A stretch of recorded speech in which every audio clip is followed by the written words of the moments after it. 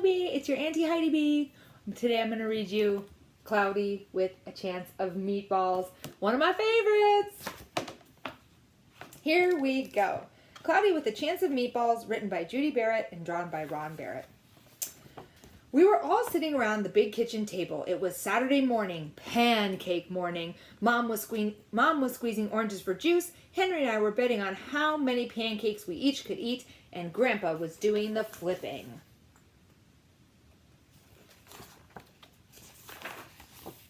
Seconds later, something flew through the air and headed towards the kitchen ceiling and landed right on Henry. After we realized that the flying object was only a pancake, we all laughed, even Grandpa, and breakfast continued quite uneventfully. All the other pancakes landed in the pan, and all of them were eaten, even the one that landed on Henry.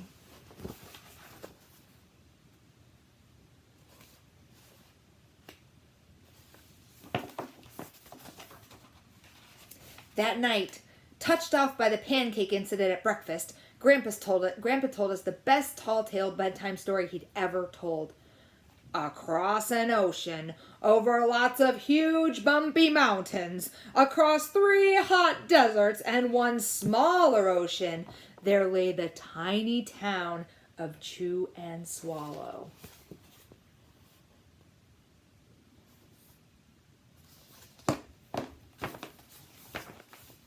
In most ways, it was very much like any other tiny town. It had a main street lined with stores, houses with trees and gardens around them, a schoolhouse, about 300 people, and some assorted cats and dogs.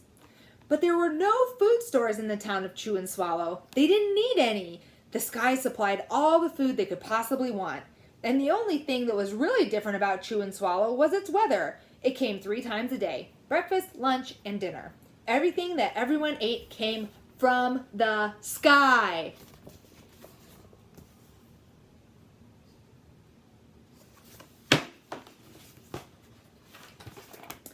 Whatever the weather served, that was what they ate. But it never rained rain, and it never rained snow, and it never blew just wind. It rained things like soup and juice. It snowed mashed potatoes and green peas, and sometimes the wind blew in storms of hamburgers.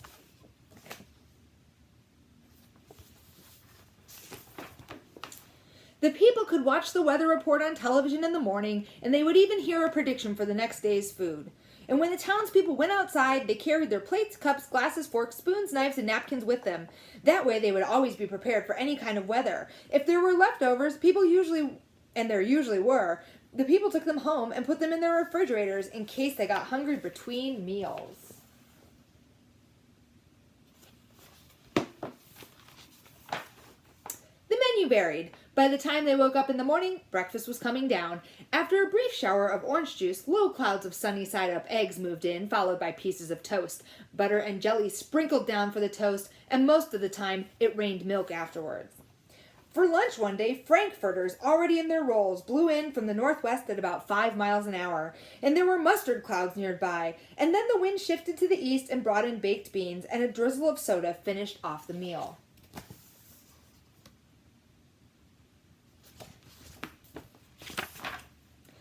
Dinner one night consisted of lamb chops, becoming heavy at times with occasional ketchup.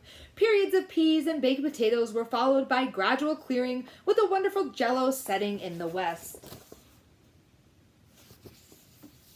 The sanitation department of Chew and Swallow had a rather unusual job for a sanitation department. It had to remove the food that fell on the houses and sidewalks and lawns. The workers cleaned things up after every meal and fed all the cats and dogs. And then they emptied some of it into the surrounding oceans for the fish and turtles and the whales to eat.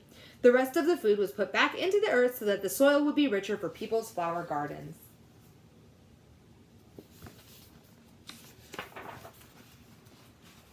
Life for the townspeople was delicious, until the weather took a turn for the worse. Spaghetti ties uptown. Traffic snarled on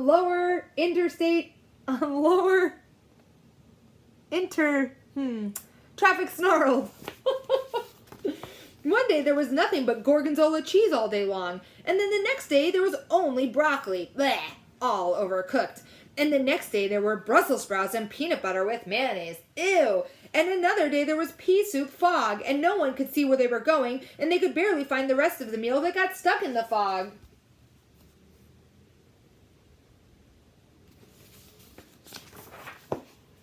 The food was getting larger and larger, and so were the portions, and the people were getting frightened. Violent storms blew up frequently, and awful things were happening. One Tuesday, there was a hurricane of bread and rolls all day long and into the night, and there were soft rolls and hard rolls, and some with seeds and some without. There was white bread and rye and whole wheat toast. Most of it was larger than they had ever seen bread and rolls before. It was a terrible day. Everyone had to stay indoors. Roofs were damaged, and the sanitation department was beside itself. The mess took the workers 4 days to clean up, and the sea was full of floating rolls. To help out a bit, people piled up as much bread as they could in their backyards, and the birds picked at it a bit, but it just stayed there and got staler and staler. There was a storm of pancakes one morning and a downpour of maple syrup that nearly flooded the town. A huge pancake covered the school. No one could get it off because of its weight, and so they had to close school.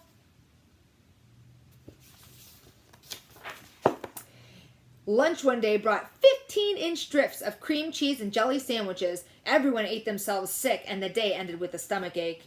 And there was an awful salt and pepper wind accompanied by an even worse tomato tornado. People were sneezing themselves silly and running to avoid the tomatoes, and the town was a mess, and there were seeds and pulps everywhere.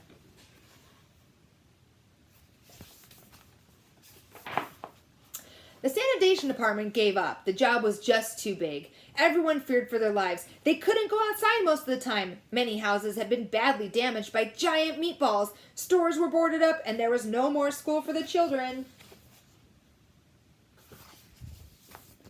So a decision was made to abandon the town of Chew and Swallow. It was a matter of survival.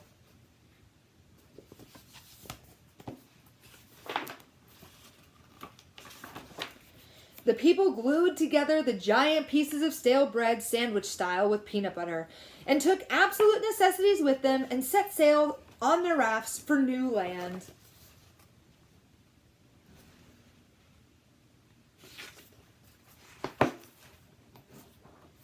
After being afloat for a week, they finally reached a small coastal town which welcomed them. The bread had held up surprisingly well enough for them to build temporary houses for themselves out of it.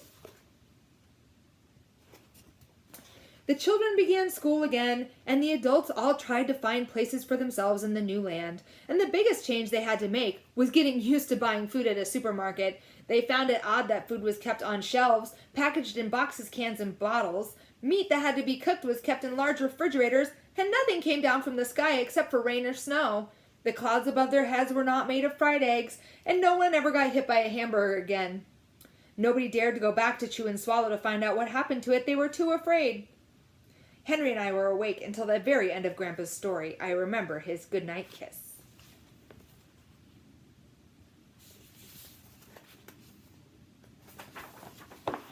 The next morning, we woke up to see snow falling outside our window. We ran downstairs for breakfast and ate it a little faster than usual so we could go sledding with Grandpa. It's funny, but even as we were sliding down the hill, we thought we saw a giant pat of butter at the top, and we could almost smell mashed potatoes.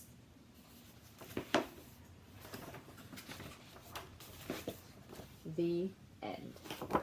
Love you, baby bee. Bye.